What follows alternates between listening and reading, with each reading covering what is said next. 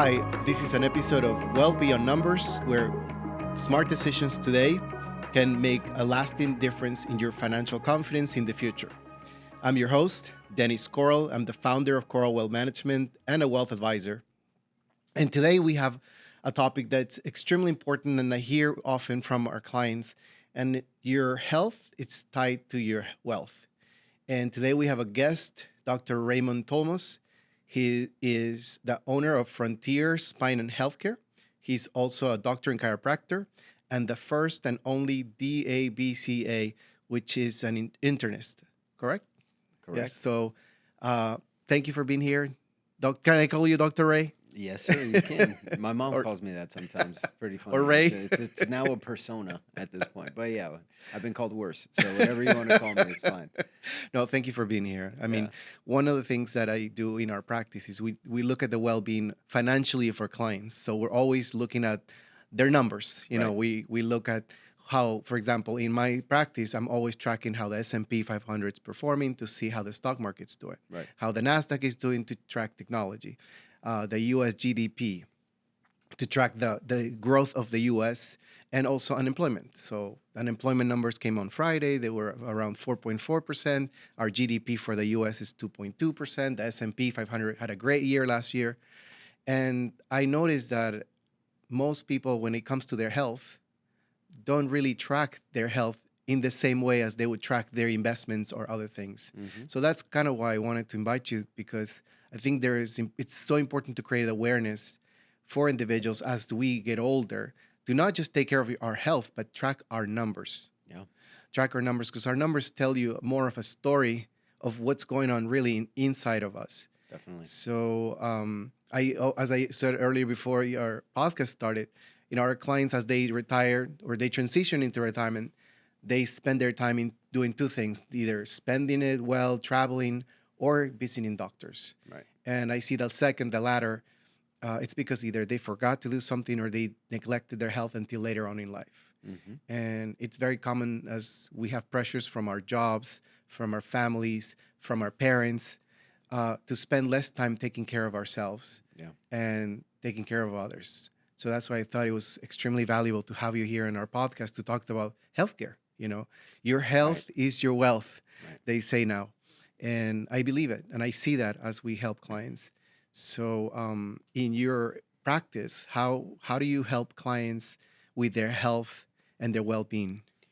Well, I mean, the first thing that you mentioned about tracking numbers is extremely important. And I think one of the problems that we actually have in our healthcare system of the United States is that it's not really healthcare, it's actually sick care. We track the wrong numbers. We wait for something to happen and then we react to it.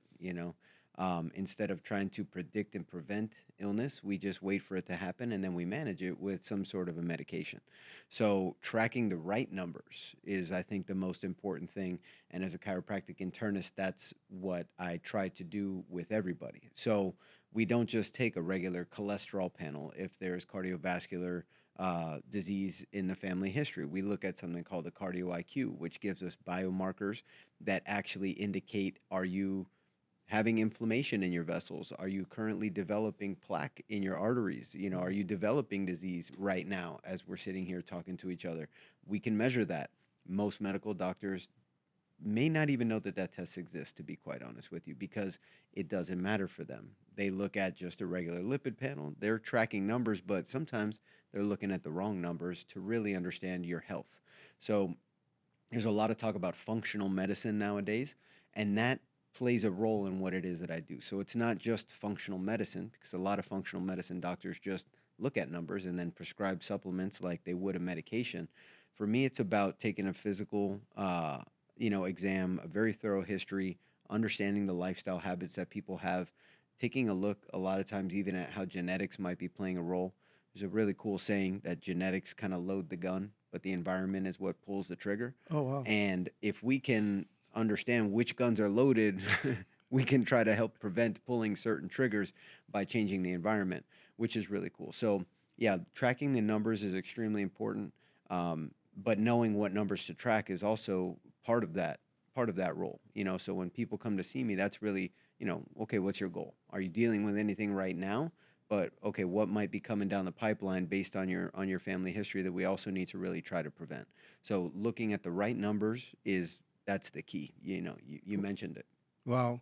And the only way to know that is to do those tests and to take 100%. those exams. 100%. Because usually when I go, for example, see my doctor, they just check my health, they do some basic blood work, I do a physical, and then they only tell me, yes, you gotta lower your cholesterol, just watching your sugar, see you next year. Yeah. Well, I'm actually surprised that they told you to watch your sugar when it comes to your cholesterol because most doctors still believe that it's a fat problem.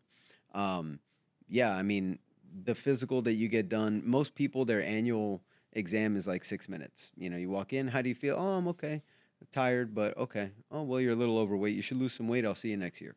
And then next year, oh, you're diabetic. Wait, what do you mean? That happened in 1 year? It's been building up over time, but they weren't looking at numbers like insulin. They weren't really looking in depth at a hemoglobin A1C. They weren't looking, oh, triglycerides over 100. They weren't looking for the little signals and indicators that there was dysfunction within the body because there isn't a way to address that medically. So it's not their fault. It's not like your medical doctor doesn't want you to be healthy. It's just not their job to really keep you there. Their Wow. job is to diagnose disease once it occurs and then manage it.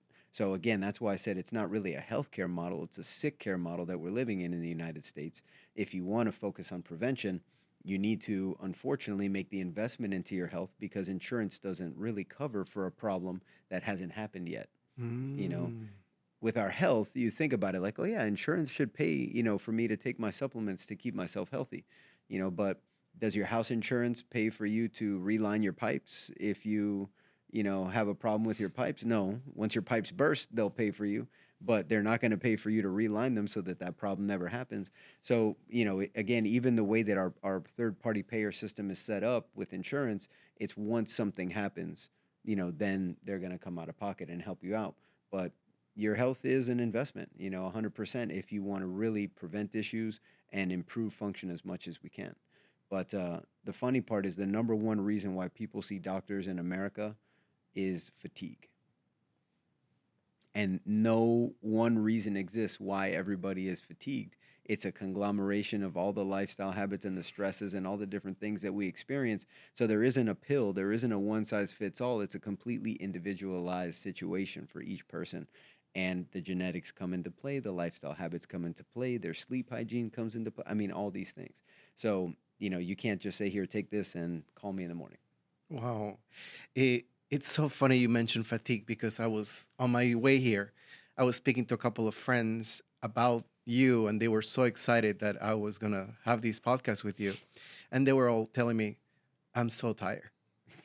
I'm so tired. Yeah. And these are individuals in their mid 40s. Yeah. And they're just tired. And they say, I didn't sleep well last night, or haven't had my coffee yet. Right.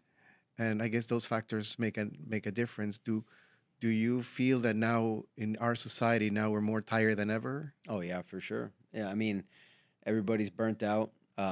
People are drinking coffee right away as soon as they wake up. Like we should actually wait about an hour to an hour and a half before we start to drink coffee after we wake up, because of the way that what's called the adrenergic system in our brain is set up. It's not really ready to receive that yet to get that type of stimulation. So as that turns on and then you have coffee, you won't get that afternoon crash where you now need another coffee.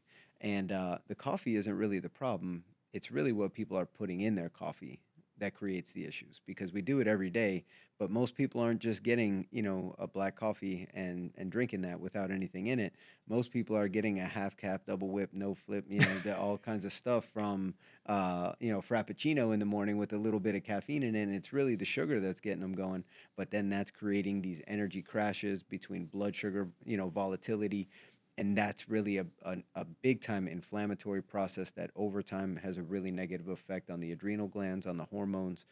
It's all a cascade of events that happens. The more that we do it, the worse that it gets. Wow. So do you feel in your experience that it's possible to reverse some of these symptoms or causes that lead people into fatigue, lead people into out that I guess besides fatigue, I guess the other thing that people are living with, I would imagine, I'm not a doctor, is pain. Oh yeah, definitely. I mean, at the end of the day, if we're alive, we can heal. There isn't a disease that has not been healed from that we know of, up to this point. So finding out why we have these issues is the key. That's where the testing comes in. That's where the very thorough history and physical come in. That's where understanding how the body is working, really comes into play. But, fatigue, it can be for, again, a number of different things. What I most commonly see is that there's some sort of an immune system problem that's going on. Most people are dealing with, it's been kind of said now, it's been coined long COVID. Long COVID existed way before COVID even existed. It's a post viral fatigue syndrome where once we get a virus, just like your computer, what happens? You have an old computer that's got a bunch of viruses on it from clicking bad emails or looking at risky websites. It's like the computer just goes super slow. That's The right. computer's fatigued, just like we get when we deal with all these viruses. Now, whether you've been vaccinated with the virus or you acquired it naturally, it's still always something that your immune system is constantly having to suppress. So, when we start to develop other issues like accumulation of toxins, when we don't sleep very well and we can't really fully recharge our battery every night, our immune system tends to weaken, and these viral infections tend to command more of our energy. We only have a certain amount of energy to make immune cells, make new cells overall, to detoxify, to create antioxidants, to kind of keep our basic life functions up. And some of those things are more important than you waking up and feeling nice. So the body takes that energy from that and applies it towards other more important processes. Wow. You share so much knowledge already in the last 5 minutes of that we started. I want to continue this conversation, but I would like to just kind of put a pause here and hold for the next episode that we're gonna kind of dive in deeper to Yeah. all the things that you share. I hope you enjoy this brief interview and beginning of our interview with Dr. Ray Tolmos from Frontier Spine and Healthcare.